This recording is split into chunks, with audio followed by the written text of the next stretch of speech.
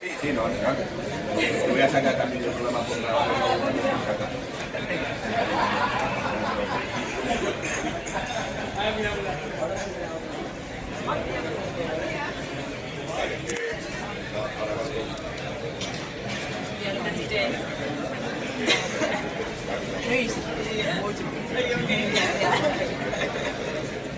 Thank you for asking. It's a hard job.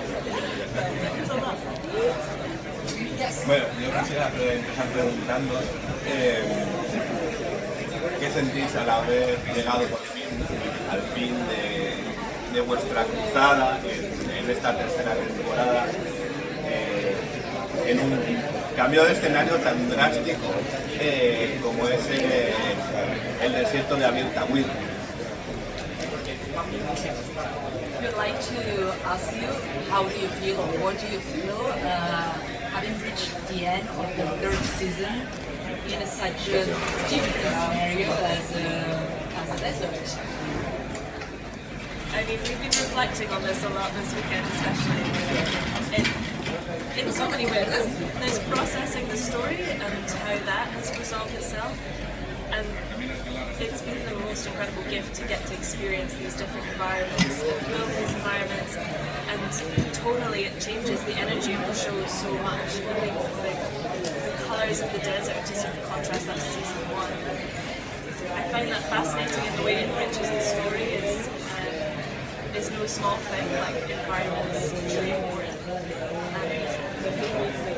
To process the show itself coming together on like a personal level is huge. Like it's been a really huge part of our lives for 5 years, 5 years. 5 years? Yeah, and Maybe 6, going on 6. going on 6, and it is. I've learned so much as an actor to have a character that has changed every season, whether the challenges, whether it's the emotional or the physical, it's been a gift of a character. I can't believe all the things that we've got to do, and I can't believe all the actors that we've got to work with. Through each season, there has been a huge cast, and it's been new people every time, and they've come from all over the world, and they've all been incredible. And then working with Jorge, working with John, it's just been quite amazing. But I think what I found, I think you did too, speaking to you, the collaboration between seasons. Like for season 1, we were only supposed to do just one season. And then it was a success, we started talking about 2, and then 3. 2 is sort of centers on Arthur, and Arthur getting out of the predicament that he finds himself in at the end of season 1. And then season 3 is you in the desert, and with Arthur still having a huge influence on her life, even though we know at the end of season 2 he died. So there's a very, what I found very striking about the whole journey is how clever it's been, how clever the people like Ram and Jorge about continuing this dance between our two characters, this dark dance that we have, this need for revenge, this need to exact punishment. So I think we've been really clever about how it's been done, and the people that they've cast, the level of the acting, the actors in the cast. It's been extraordinary. Sorry. I'll just do this next time. Te vas a ganar el sueldo hoy, ¿eh?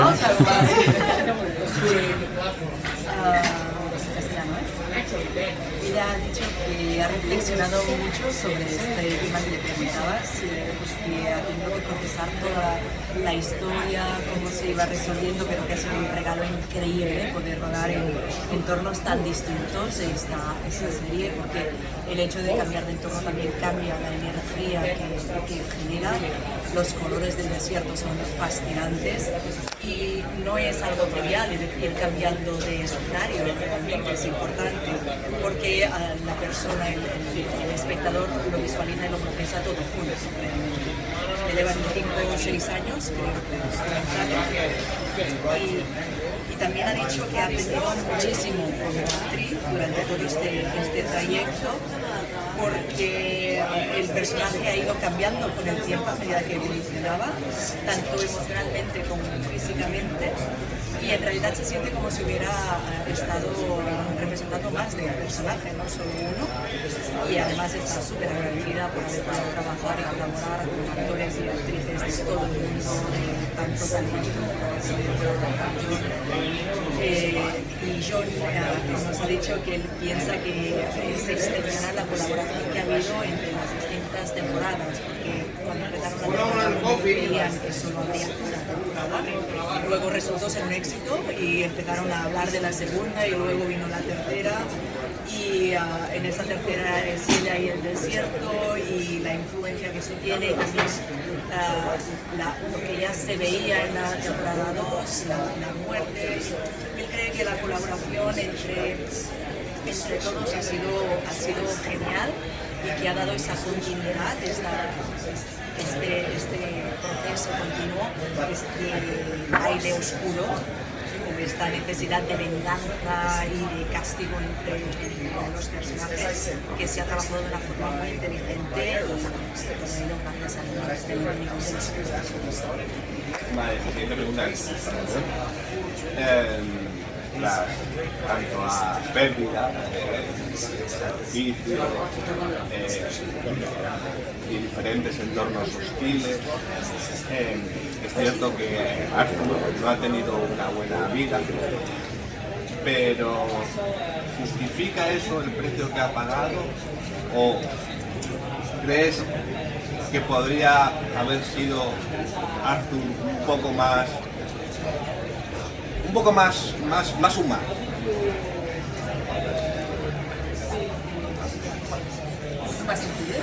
And he's asking whether after all the loss, sacrifice, hostile environments, if you think that this difficult life justifies the price being paid, or maybe Arthur could have been more human regardless of all this. I was just thinking as you were talking, I don't know why this image came into my head, but I think if you were carrying a plane load of people, a few scientists, and crashed in the jungle, you'd have to make sure that Arthur would be the first one you meet. But then there's a dilemma there because he's dangerous, he's unpredictable, he's always thinking about himself, but one or two steps ahead of everybody else, or he thinks, or he likes to think. So you need, in the jungle situation, you would need his acuity, his sharpness, his ability to think on his feet, his ability to but he is quite an unpleasant individual. He's a really unpleasant individual. That's great fun to play, but also it leaves traces, like everything else. And sometimes, after 3 seasons, I remember maybe 2 months after we finished the 3rd season, I thought, oh, okay, that's it. He wasn't there anymore. That sounds corny. I don't mean it to sound pretentious, but just it's like a suit. You put it in the wardrobe, and you know you're going to wear it again one day. But this is a suit I'm not going to wear again. So, but I like the suit, and I helped kind of make the suit. So it's a love-hate. I have a love-hate relationship with Arthur. I would hate to be stuck next to him on a plane seat, or on a train. But I admire his tenacity, I admire his brilliance, I admire all those other things too. So.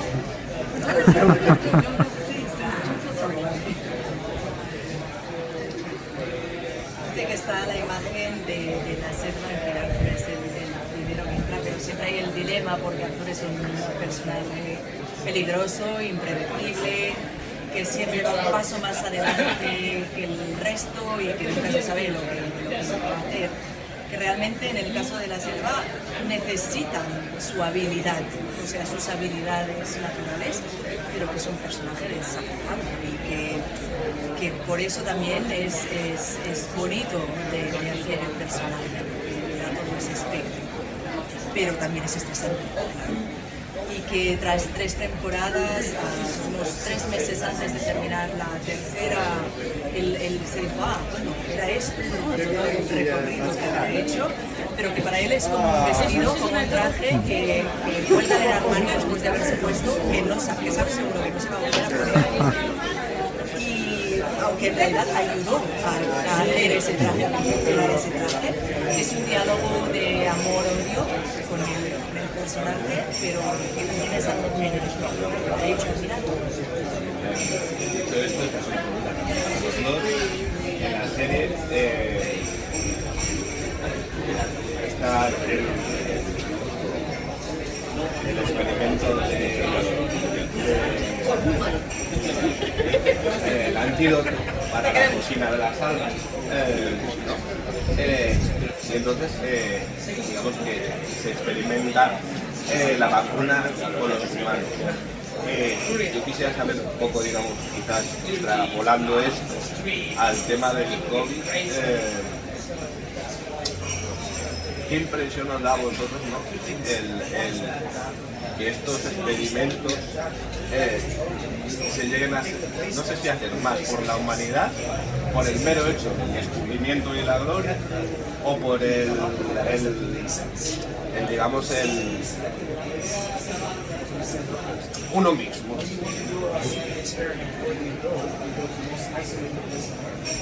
is a question for you.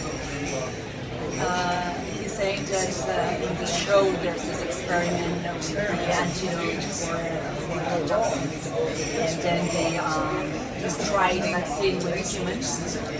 And relating this with the COVID pandemic, he would like to know how do you feel about these experiments being done, or did you feel that these are being done more for humankind, for the glory, or for the discovery of the vaccine itself, or for oneself, for the person who is discovered? Season 3. Season 3. We're talking about season 3. And the bacteria. Yeah. I'm dead. I'm sorry. No. And obviously, it's obviously a continuation of Arthur's work, and this question of whether the research, it becomes a case of trying to find a version of it that's safe for humans by the third season, but the research has obviously been present since the beginning of season 1, and the question of whether people are in it for ego or whether they're in it for good worldly intention has obviously been a big part of why events go the way that they do. It was always about protecting the research, but you could also argue it was about protecting themselves. This question is sort of simmers throughout, and it does cause people to, commit horrific acts for the greater good. But I think that could also be a really convenient cover for horrific things that they've done. And then by season 3, it's gone much more into the kind of we're here to make a lot of money, and there's a lot of discussion about that. And then again, we have these characters who are sort of, they say they're there to help with solving global warming. But that's what's so fascinating about each character is the fact that they hold the light and the dark and the ambiguity within that, and the extremes that it pushes you to, whether it's the light or the dark, kind of in all of these scenarios. It's about exploring what that does to a person. Does that make sense? I think. Sorry, I'll be short. Okay. I think the research reflects Arthur in that it's very flawed. That it's never quite worked, and that's for me a reflection of him, a reflection of his personality and his essence in a way. He's brilliant, he's gifted, but deeply flawed. It was. I can do it when I want to. Ella ha dicho que obviamente era una continuación del trabajo, que estaba en la investigación, que intentaban hacerla o llevarla a cabo por el bien de la humanidad, y esto en la temporada 3, pero que ya venía cargándose todo desde la primera. Que en cuanto a la pregunta que tú le has hecho de si lo hacían por su propio ego o por buenas intenciones, dice que justamente eso es un poco el motor de por qué se suceden los acontecimientos como se suceden, que hay que proteger la investigación investigación, pero también se están protegiendo a ellos mismos, ¿no? De alguna forma, y que en base a estas buenas intenciones que tienen, esto les lleva a cometer actos horribles.